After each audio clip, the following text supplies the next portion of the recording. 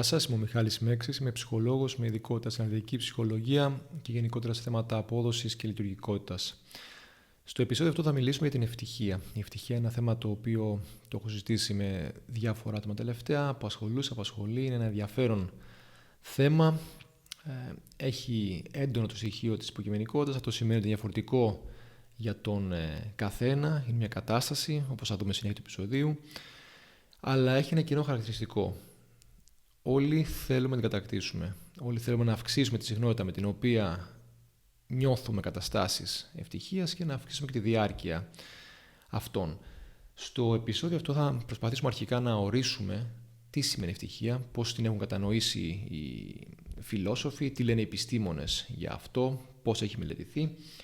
Θα προσπαθήσουμε να συνδέσουμε την κατάσταση της ευτυχίας με τη βιολογία, τι διεργασίες λαμβάνουν χώρα στον εγκέφαλο όταν κάποιος βιώνει την κατάσταση της ευτυχίας. Υπάρχει κάποια γενετική προδιάθεση. Θα συζητήσουμε για διάφορες πτυχές της ζωής, οι οποίες έχουν συσχετιστεί με την κατάσταση της ευτυχίας, με την ευτυχία γενικότερα, είτε εσφαλμένα, είτε σωστά, είτε με κάποιες ανακρίβειες, και θα δούμε τι έχει να πει η βιβλιογραφία για αυτές, τι έχει να πει η επιστήμη για αυτές τις πτυχές της ζωής. Και τέλος θα δώσω κάποια εργαλεία τα οποία έχω βρει μέσα από τη βιβλιογραφία και θεωρώ ότι είναι ικανά να βοηθήσουν κάποιον να προωθήσει την κατάσταση της ευτυχίας, δηλαδή να νιώθει με μεγαλύτερη συχνότητα ευτυχισμένος και πιο έντονα. Η ευτυχία έχει ζητηθεί από τα αρχαία κιόλας χρόνια. Φιλόσοφοι όπως ο Αρίστιππος, ο Επίκουρος μίλησαν για την ευτυχία, προσπάθησαν να κατανοήσουν τι σημαίνει, να δώσουν ένα νόημα, να καταλάβουν τι σημαίνει για τους ανθρώπους. Στην προσπάθεια τους αυτή δημιούργησαν δύο κατηγορίες, τον ειδονισμό και τον ευδαιμονισμό. Όταν μιλούσαν για ειδονισμό εννοούσαν τα υλικά αγαθά και τις στιγμιαίες απολαύσεις. Ως υλικά αγαθά ήταν οτιδήποτε έχει μια υλική αξία, για παράδειγμα κοσμήματα, για την εποχή τους. Για την εποχή μας θα μπορούσε να ήταν κάποιο όχημα, μια κατοικία, ένα δώρο. Και με στιγμιαίες απολαύσεις, ως στιγμιαίες απολαύσεις όριζαν ένα καλό φαγητό, ένα καλό κρασί, το σεξ, οτιδήποτε μπορούσε να προσφέρει μια ικανοποίηση. Από την άλλη πλευρά, όταν μιλούσαν για ευδαιμονισμό, αναφέρονταν σε έναν άνθρωπο ο οποίος ικανοποιούνταν με το να έχει ένα σκοπό στη ζωή του, με το να δίνει στη ζωή του νόημα. Η ευτυχία αυτή ήταν όχι μόνο ατομική αλλά και κοινωνική. Δηλαδή, αυτός ο άνθρωπος θα μπορούσε να συμμετέχει στα κοινά, να προσφέρει στους συνανθρώπους, να ζει μια ζωή όχι τόσο εύκολη, αλλά με κάποιον ηθικό σκοπό και όλο αυτό το νόημα της ζωής του να του δίνει ικανοποίηση και χαρά και θετικά συναισθήματα. Οπότε έχουμε από τη μία τον ειδονισμό και την άλλη τον ευδαιμονισμό. Οι νεότεροι επιστήμονες κατέληξαν ότι αυτές οι δύο κατηγορίες δεν είναι αρκετές να αποτυπώσουν το μεγαλείο της ευτυχίας. Αυτό που ξέρουμε τώρα είναι ότι η ευτυχία είναι έντονα υποκειμενική και είναι μια κατάσταση. Είναι μια κατάσταση η οποία βιώνεται. Οπότε είναι υποκειμενική, είναι διαφορετική για τον καθένα και βιώνεται ως κατάσταση διαφορετικά από τον καθένα. Την έχουν ορίσει, έχουν δώσει έναν ορισμό, θα λέγαμε λειτουργικό μεταξύ άλλων, ως υποκειμενική ψυχολογική ευτυχία. Τώρα, τα χαρακτηριστικά της χαρακτηρίζεται από δύο πράγματα. Το πρώτο είναι ο βαθμός ικανοποίησης, το κατά πόσο κάποιος νιώθει ικανοποιημένος με τη ζωή του, και το δεύτερο είναι η αναλογία θετικών έναντι αρνητικών συναισθημάτων. Δηλαδή, αν κάποιος βιώνει πιο πολλά θετικά συναισθήματα από αρνητικά συναισθήματα. Οπότε αυτή είναι τώρα η επικρατούσα άποψη. Να πω εδώ ότι είναι δύσκολο κάποιος να αποτυπώσει με λόγια, μέσω της γλώσσας, τι σημαίνει ευτυχία ή πώς βιώνει ή πόσο βιώνει την ευτυχία. Υπάρχουν διάφορα συναισθήματα, όπως είναι η χαρά, όπως είναι η ικανοποίηση, όπως είναι ο ενθουσιασμός, που παραπέμπουν στην ευτυχία, αλλά η ευτυχία είναι κάτι περισσότερο. Δεν αποτυπώνεται εύκολα με λόγια, όπως επίσης δεν μπορείς να τη μετρήσεις και εύκολα αριθμητικά. Ένας τρόπος για να κατανοήσεις λίγο τι σημαίνει ευτυχία ή να μπορέσεις να μετρήσεις τα επίπεδα της ευτυχίας είναι να συγκρίνεις είτε με μια παρελθοντική δική σου κατάσταση, είτε με όμοιους με σένα ανθρώπους. Για παράδειγμα, αν στο παρελθόν έχεις βιώσει μια έντονη κατάσταση ευτυχίας και έχεις επίγνωση, την έχεις αναγνωρίσει και ξέρεις τι σημαίνει για σένα, πώς νιώθεις όταν είσαι ευτυχισμένος, τότε μπορείς να υποθέσεις ότι στο μέλλον θα μπορέσεις να βιώσεις παρόμοιες καταστάσεις. Οπότε ξέρεις περίπου τι σημαίνει ευτυχία για σένα και σε τι επίπεδο μπορεί να τη βιώσεις. Επίσης, η σύγκριση με όμοιους, οι οποίοι αναφέρουν ότι βιώνουν ευτυχία, έχουν βιώσει συγκεκριμένα επίπεδα ευτυχίας, μπορεί να σου δώσει ένα σημείο αναφοράς. Βέβαια, σε αυτό πρέπει να γίνει μια σύγκριση με ανθρώπους οι οποίοι είναι έχουν το ίδιο οικονομικό στάτους περίπου, είναι το ίδιο βιωτικό επίπεδο, μένουν σε ίδιες σχεδόν περιοχές τοπογραφικά, δηλαδή δεν μπορεί ένας Ευρωπαίος να συγκριθεί με έναν Αφρικανό, δηλαδή πρέπει να έχουν όμοιες πολιτισμικές συνθήκες για να μπορεί να γίνει μια αξιόπιστη σύγκριση, για να μπορείς να πει κάποιος ότι αν αυτός δηλώνει ευτυχισμένος και αυτό σημαίνει ευτυχία για αυτόν, μπορώ και εγώ να πετύχω το ίδιο πράγμα. Οπότε τώρα δώσαμε έναν ορισμό της ευτυχίας και έναν τρόπο περίπου να την αντιλαμβανόμαστε. Πώς συνδέεται τώρα η ευτυχία με τη βιολογία? Ποιες είναι οι διεργασίες που υπάρχουν στον εγκέφαλο όταν κάποιος βιώνει την κατάσταση ευτυχίας? Τι συμβαίνει νευροχημικά? Αυτό που ξέρουμε είναι ότι η ντοπαμίνη και η σερωτονίνη είναι δύο νευροδιαβιβαστές ή νευροτροποποιητές πιο συγκεκριμένα, οι οποίοι επηρεάζουν τη διάθεσή μας. Παίζουν σημαντικό ρόλο όσον αφορά τη διάθεση. Η ποσότητα, μάλλον το ποσοστό των νευροτροποποιητών αυτών στις νευρικές συνάψεις ανάμεσα στα νευρικά κύτταρα παίζει πάρα πολύ σημαντικό ρόλο. Αυτό το ξέρουμε συγκεκριμένα για το ντοπαμίνη, αυτό το ξέρουμε από έρευνες οι οποίες έχουν γίνει σε ανθρώπους με κατάθλιψη, οι οποίοι δηλαδή φαινομενικά έχουν χαμηλά επίπεδα ευτυχίας, έχουν αρνητικά συναισθήματα. Οπότε αυτό που ξέρουμε πάνω σε ανθρώπους που έχουν κατάθλιψη είναι ότι τα επίπεδα ντοπαμίνης τους είναι χαμηλά. Okay. Από αυτό μπορούμε να υποθέσουμε και να συμπεράνουμε ότι χαμηλά επίπεδα ντοπαμίνης συνεπάγονται αρνητικά συναισθήματα, θλίψη, κακή διάθεση, χαμηλά επίπεδα ευτυχίας. Ενώ αυξημένα επίπεδα ντοπαμίνης συνεπάγονται θετικά συναισθήματα και υψηλά επίπεδα ευτυχίας. Παραδείγματα τέτοια μπορούμε να βρούμε όχι μόνο στην ψυχοπαθολογία, δηλαδή στην κατάθλιψη, αλλά και σε ανθρώπους οι οποίοι λαμβάνουν ουσίες οι οποίες ανεβάζουν τα επίπεδα ντοπαμίνης.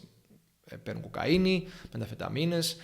Εκεί βλέπουμε ότι όταν αυτοί οι άνθρωποι αυξάνουν τα επίπεδα ντοπαμίνης τους μέσω των ουσιών αυτών, νιώθουν εφορία. Ενώ όταν χάνουν αυτές την επίδραση των ουσιών αυτών, μειώνουν τα επίπεδα ντοπαμίνης και χωρίς να πάμε στον εθισμό, με απλά λόγια, μειώνεται τα επίπεδα ντοπαμίνης και μειώνεται τα επίπεδα ευτυχίας. Υπάρχει κακή διάθεση, υπάρχουν αρνητικά συναισθήματα και μπορεί να συμπεράνει κάποιος και μειώνεται τα επίπεδα ευτυχίας.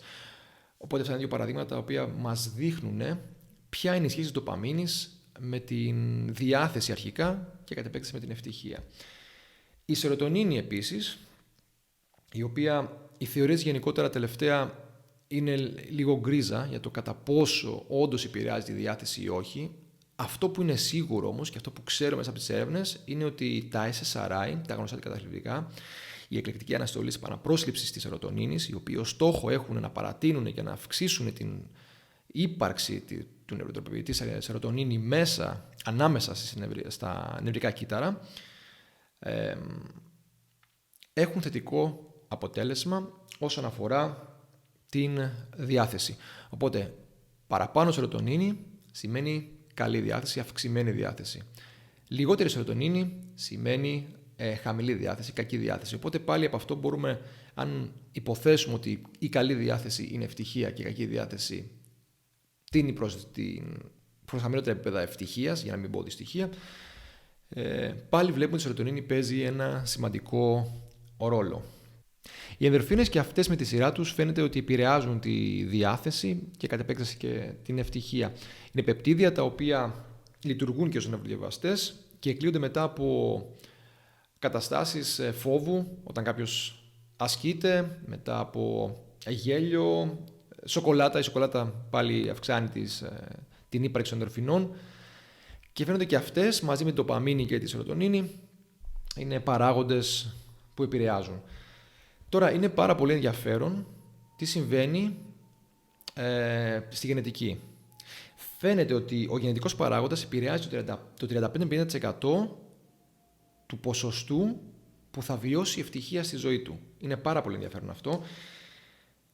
Από αυτά που ξέρουμε, υπάρχουν δύο γονίδια τα οποία φαίνεται να επηρεάζουν τη διάθεση και τα συναισθήματα γενικότερα. Το ένα είναι το 5-HTT-LPR, το οποίο συσχετίζεται με την ικανοποίηση γενικότερα της ζωής και τη γνωστική αντίληψη ευτυχίας, δηλαδή πώς κάποιος αντιλαμβάνεται την ευτυχία γνωστικά, τι σημαίνει για αυτόν, πώς την ορίζει.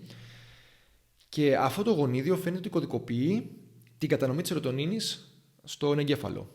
Και όπως είδαμε προηγουμένως, η σερωτονίνη είναι ένας σημαντικός παράγοντας, βιολογικός παράγοντας. Απ' την άλλη πάλι υπάρχει και ένα άλλο γονίδιο, το MAO-A, και το γονίδιο αυτό λειτουργεί ως καταβολικό ένζυμο των νευροχημικών ουσιών που είπαμε πιο πριν, της δοπαμίνης, της σερωτονίνης και της νοradrenalίνης, που είναι ένας άλλος νευροδιαβαστής, ο οποίος συσχετίζεται έντονα με το στρες και την ένταση.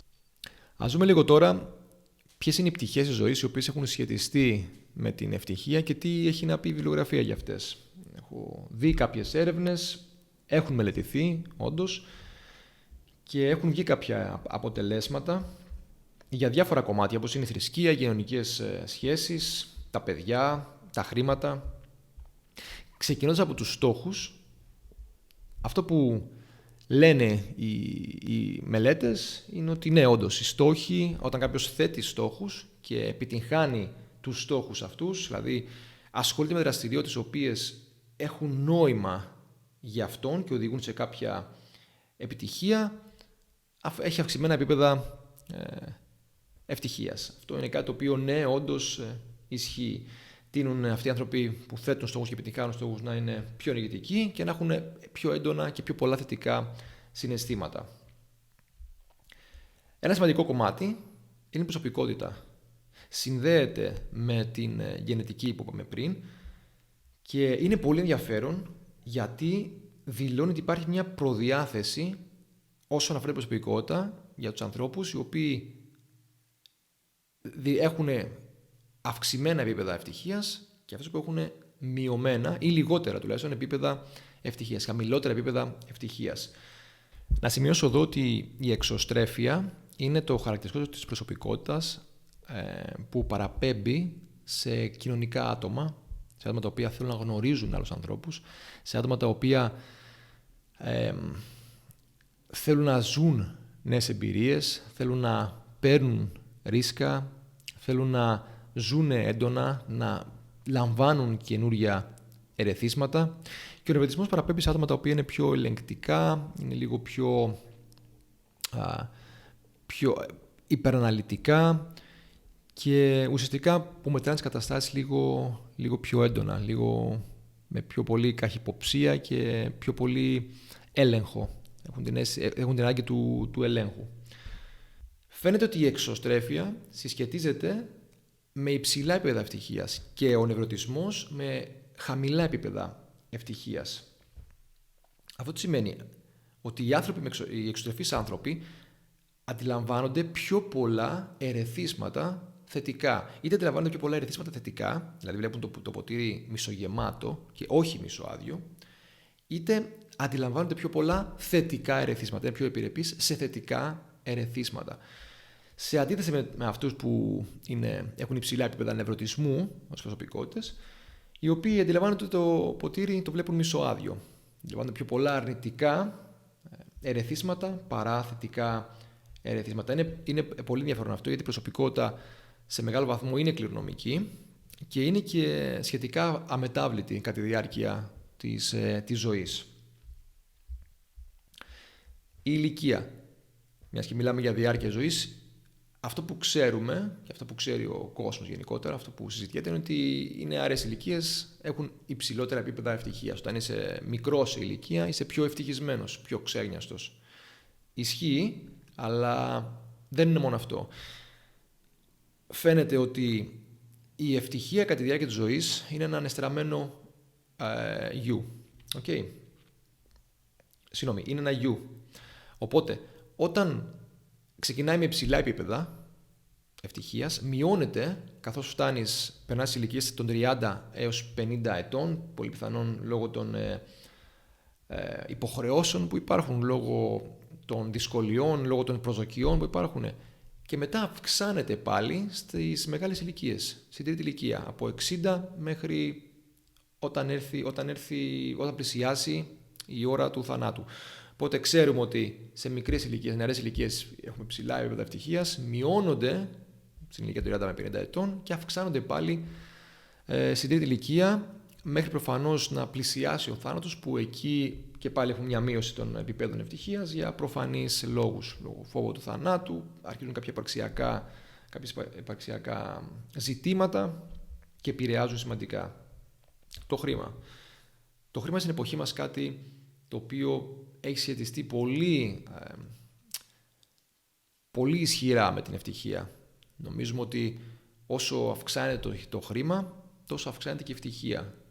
Ειδικότερα με τα social media και με όλη την προώθηση που υπάρχει, προωθούμε το χρήμα ως το νούμερο ένα παράγοντα για την ευτυχία. Αυτό όμως που λένε οι έρευνες είναι ότι δεν ισχύει αυτό. Το χρήμα αρχικά αυξάνει τα επίπεδα ευτυχίας μέχρι να μπορέσουν να καλυφθούν οι βασικές ανάγκες. Μέχρι να μπορεί κάποιος να νιώσει μια ασφάλεια ότι μπορεί να καλύψει τις βασικές του ανάγκες. Μετά από ένα σημείο σταθεροποιείται, δηλαδή όσο αυξάνεται η οικονομική κατάσταση, τα επίπεδα ευτυχίας σταθεροποιούνται και μετά από ένα σημείο αρχίζουν και μειώνονται. Θυμάμαι συγκεκριμένα μια έρευνα που έχει γίνει στην Αμερική, οπότε μιλάει με στοιχεία Αμερικής και όχι με στοιχεία Ελλάδας, για παράδειγμα. Νομίζω έλεγε $7,000 το μήνα, αν δεν κάνω λάθος, η οποία ανέφερε συγκεκριμένα ότι όταν κάποιος έφτανε τα $7,000 μισθό μηνιαία, φαίνονταν από αυτοαναφορές, δηλαδή από ερωτηματολόγια, ότι τα επίπεδα ευτυχίας του παρέμεναν σταθερά. Και φαίνεται ότι όσο πιο πολύ μεγαλώνει ο πλούτος, τόσο πιο πολύ μειώνεται τα επίπεδα ευτυχίας. Και αυτό ίσως να αποδίδεται στο ότι κυριαρχεί μετά το χρήμα. Κυριαρχεί το χρήμα και υπάρχει έντονη σύγκριση μεταξύ των ομοίων. Δηλαδή, όσα χρήματα και να έχεις, πάντα θα υπάρχει κάποιος ο οποίος θα έχει παραπάνω. Αν μιλήσουμε για αγαθά και απολαύσεις, θα επιστρέψουμε πάλι στον ειδονισμό. Έτσι. Τα αγαθά και οι απολαύσεις, από ό,τι φαίνεται, μας δίνουν μια ικανοποίηση, μια ευχαρίστηση, αλλά είναι παροδική, είναι εύθραυστη, είναι σύντομη.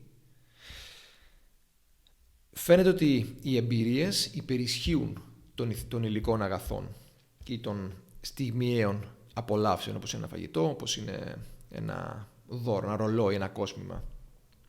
Γιατί σημαίνει αυτό? Καταρχάς, τα υλικά αγαθά έχουν σχετιστεί με ψυχοπαθολογία, με κατάθλιψη, με παράνοια, με ναρκισσισμό. Οι εμπειρίες φαίνεται ότι υπερισχύουν για 3 λόγους. Ο ένας λόγος είναι ότι μπορείς να τις επανερμηνεύσεις στο μέλλον. Τι θέλω να πω με αυτό?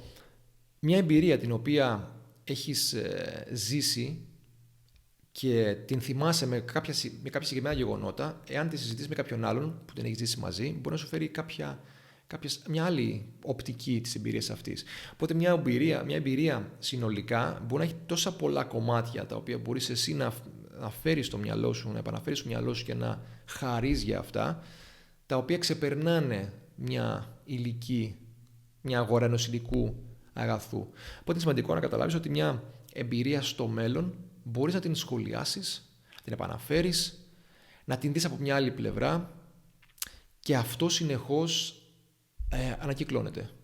Έτσι.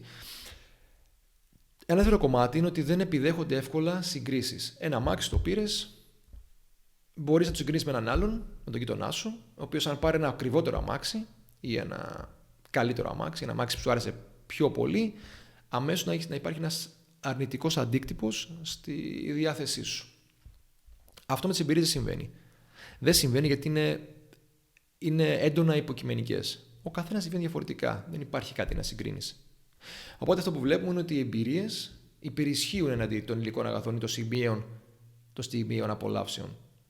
Γιατί πολύ απλά έχουν τα παραπάνω χαρακτηριστικά. Μπορείς να τις επανερμηνεύσεις, δεν επιδέχονται εύκολα συγκρίσεις. Και επίσης, προωθούν τις ανθρώπινες σχέσεις. Μέσα από εμπειρίες, τις οποίες μοιράζεσαι με άλλους, δημιουργείς ανθρώπινες σχέσεις. Και αυτό, όπως θα δούμε και στη συνέχεια, είναι ίσως ο νούμερο ένα παράγοντας της ευτυχίας. Αυτό φαίνεται. Πολλοί επιστήμονες υποστηρίζουν ότι είναι ο νούμερο ένα παράγοντας της ευτυχίας. Άλλη πτυχή της ζωής είναι η θρησκεία. Και να πω στο σημείο αυτό ότι πολλά κομμάτια έχουν κοινά χαρακτηριστικά μεταξύ τους. Δηλαδή θα μπορέσουμε να δούμε μέσα από αυτή τη συζήτηση που θα κάνουμε ότι πάρα πολλές πτυχές ζωής, σε πάρα πολλές πτυχές ζωής η ευτυχία έχει την ίδια επίδραση. Φαίνεται να προωθείται από τους ίδιους παράγοντες, όπως είναι οι κοινωνικές σχέσεις που είδαμε στις εμπειρίες. Για παράδειγμα, η θρησκεία, ενώ για κάποιους μπορεί να φαίνεται ότι οδηγεί στην πόλωση και σε μια έτσι, θα έλεγα, στενόμυαλη κρίση, αυτό που λέει η βιβλιογραφία όσον αφορά την ευτυχία είναι ότι η σχέση με τον Θεό, η προσευχή, η σχέση με την Εκκλησία έχουν συνδεθεί με υψηλότερα επίπεδα ευτυχίας. Αυτό πιστεύω ότι ισχύει για δύο λόγους. Ο πρώτος λόγος είναι ότι η Εκκλησία δίνει στον πιστό, δίνει στον άνθρωπο, η θρησκεία, δίνει στον άνθρωπο που ακολουθεί ένα νόημα στη ζωή του. Μια αίσθηση ενός σκοπού. Πρεσβεύει κάποια ιδανικά, τα οποία αυτά, εάν ταυτιστεί ο πιστός με αυτά, αποκτά η ζωή του άλλο νόημα. Αυτός είναι ένας παράγοντας. Ο άλλος παράγοντας πάλι είναι ότι μέσα από την Εκκλησία έχει κοινωνική υποστήριξη, γνωρίζει ανθρώπους οι οποίοι θα ενδιαφερθούν για αυτόν, όπως και αυτός θα ενδιαφερθεί για τους ανθρώπους που θα γνωρίσει και σχηματίζει ανθρώπινες σχέσεις. Κάνει ανθρώπινες σχέσεις. Οπότε πάλι βλέπουμε ότι το στοιχείο της συσχέτισης είναι σημαντικό. Οι κοινωνικές σχέσεις από μόνες τους έχουν φανεί ότι αυξάνουν τα επίπεδα ευτυχίας. Όπως σας είπα, θα το βλέπουμε συχνά αυτό μέσα στη συζήτηση που θα κάνουμε. Έρευνες έχουν δείξει ότι οι άνθρωποι που αυτοαναφέρονται ως ευτυχισμένοι έχουν εξαιρετικές κοινωνικές σχέσεις και οι άνθρωποι οι οποίοι έχουν, και αυτό αποδίδεται ότι οι άνθρωποι οι οποίοι έχουν καλές κοινωνικές σχέσεις είναι λιγότερο επιρρεπείς στο στρες, αντιμετωπίζουν καλύτερα τις τραυματικές εμπειρίες, τις δυσκολίες, τις ασθένειες και είναι δυσκολότερο, είναι μάλλον λιγότερο πιθανό να παραμείνουν μόνοι και η μοναξιά έχει σχετιστεί με την κατάθλιψη. Οπότε και αυτός είναι ένας αποτρεπτικός παράγοντας. Όσον αφορά το γάμο και τα παιδιά, οι έρευνες δείχνουν ότι τα παντρεμένα ζευγάρια τείνουν να είναι πιο ευτυχισμένα από τους εργένητες και προφανώς και από τους χωρισμένους.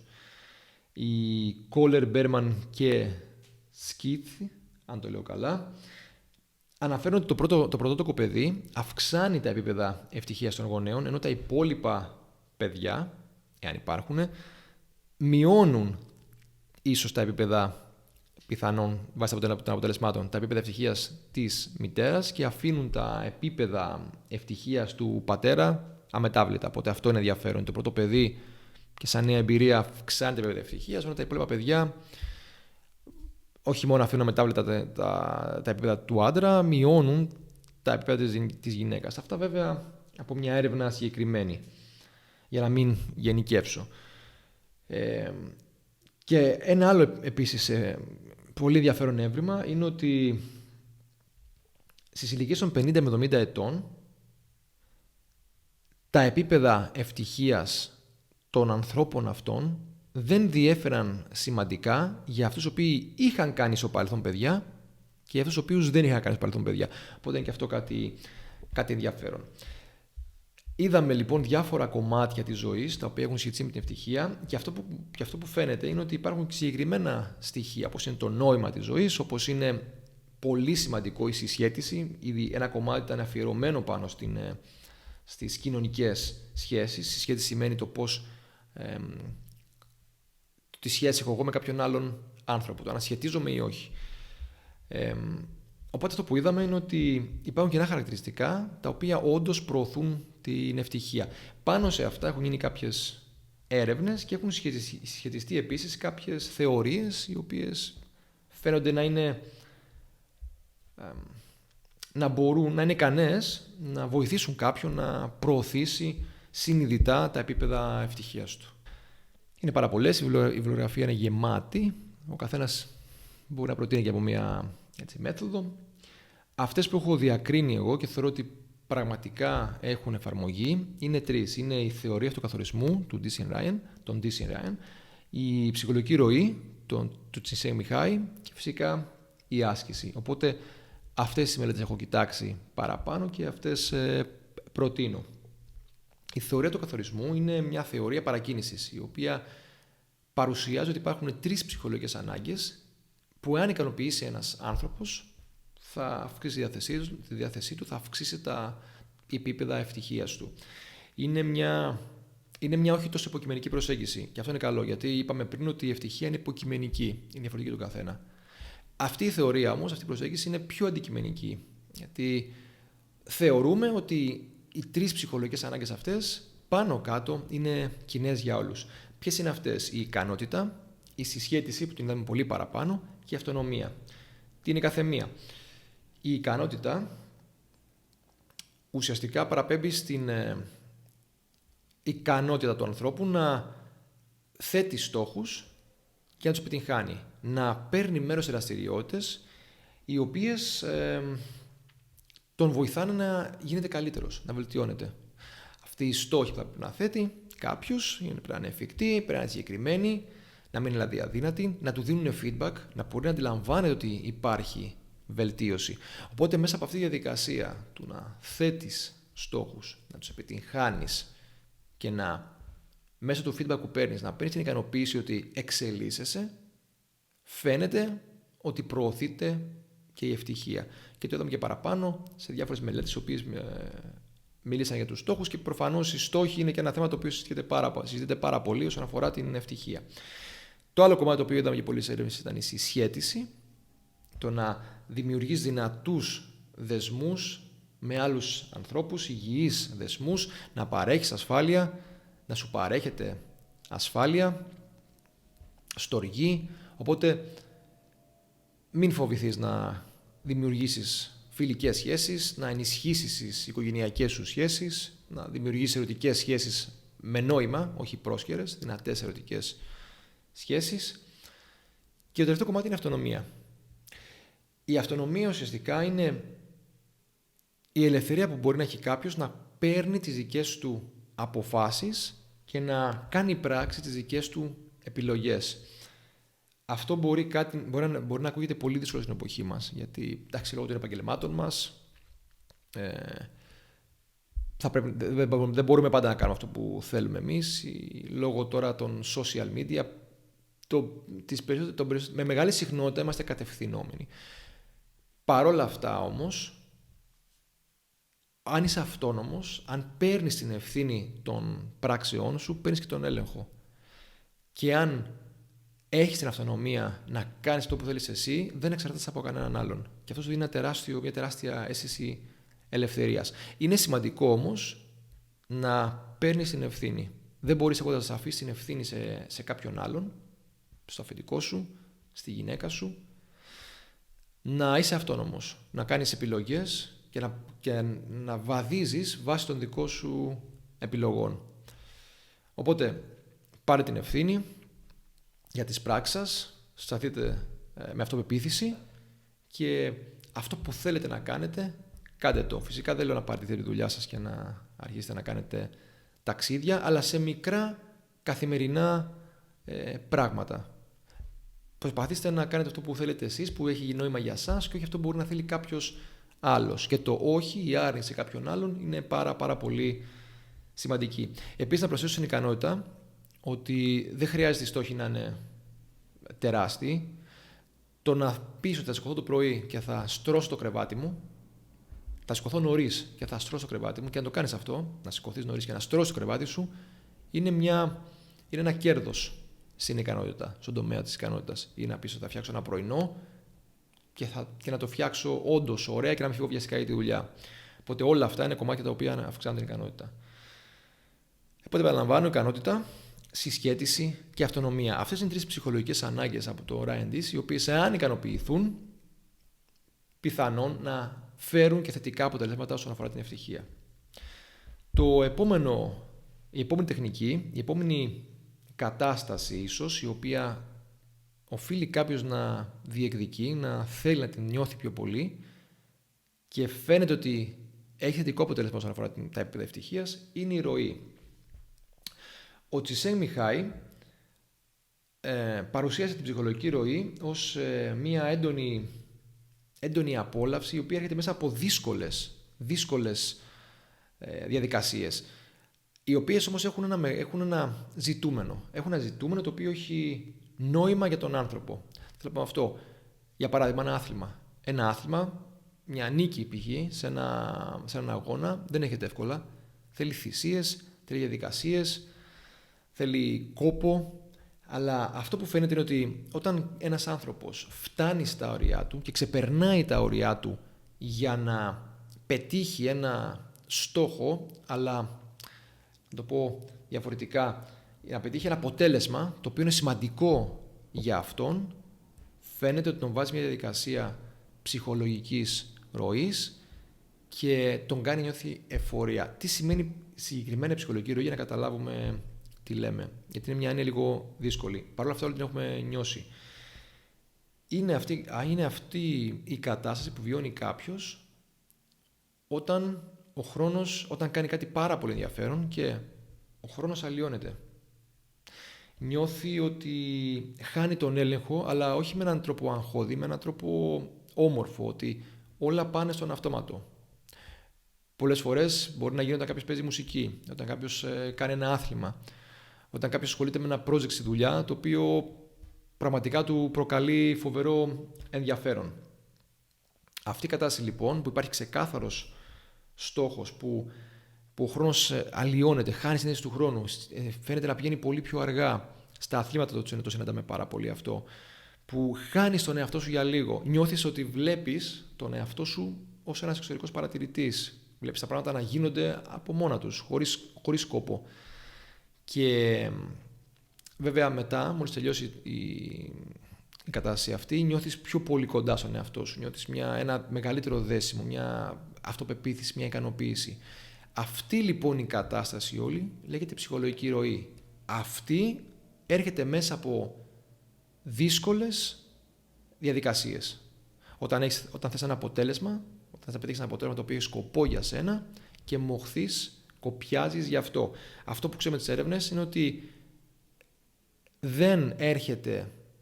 θετικά συναισθήματα που παραμένουν, δεν έρχονται όταν κάποιος παθητικά λαμβάνει κάτι απολαυστικό.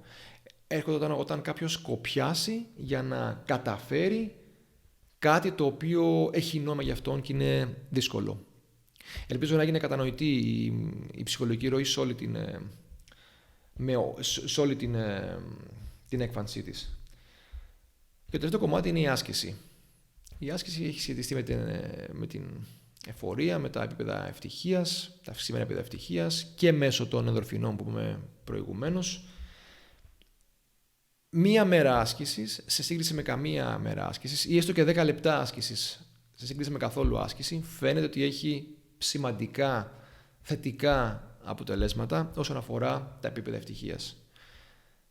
Ποια είναι η διαφορά? Ότι αν κάποιος αθλείται καθημερινά, συστηματικά, και αν αυξήσει τα επίπεδα αθλησής του, δεν θα έχει σημαντικές μεταβολές στα επίπεδα ευτυχίας του. Δεν θα είναι μια κατάσταση η οποία θα αλλάξει ριζικά τα επίπεδα ευτυχίας του. Δεν θα είναι μια διαλλαγή.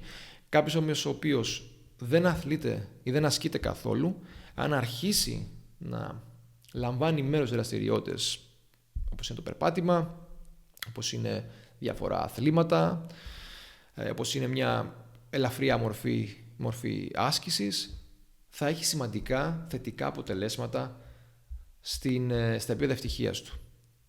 Οπότε παραλαμβάνω, για εμένα αυτά τα τρία πραγματικά, αν κάποιος τα εφαρμόσει, θα μπορέσει να δει διαφορά. Το ένα είναι η θεωρία του καθορισμού από τους Disney Ryan, οι τρεις ψυχολογικοί κανόνες, οι τρεις ψυχολογικές ανάγκες που είπαμε, η ψυχολογική ροή, το να βιώνει κάποιος όλο και πιο πολύ αυτήν την κατάσταση της ψυχολογικής ροής, και η άσκηση. Αυτό ήταν το σημερινό επεισόδιο. Μίλησαμε για την ευτυχία, τι σημαίνει, πώς ορίζεται, τι λέει η επιστήμη για αυτήν. Είδαμε λίγο νευροχημικά τι γίνεται, ποιες είναι οι νευροχημικές ουσίες οι οποίες συμβάλλουν στη δημιουργία της κατάστασης της ευτυχίας ή στην απουσία αυτής. Μετά συζητήσαμε για κάποια κομμάτια της ζωής τα οποία έχουν σχετιστεί με την ευτυχία και υπάρχουν διάφορες θεωρίες, είτε επιστημονικές είτε folk talk. Και τέλος προτείναμε κάποιες τεχνικές που πραγματικά θεωρώ εγώ ότι μπορεί να έχουν καλή εφαρμογή και όντως να βοηθήσουν. Αυτά πάνω κάτω είναι ένα ζήτημα το οποίο είναι δύσκολη ευτυχία, φοβερά υποκειμενικό. Η βιβλιογραφία έχει δώσει κάποια στοιχεία. Αν σας άρεσε το επεισόδιο, κάντε follow στα social media και subscribe στο κανάλι του YouTube.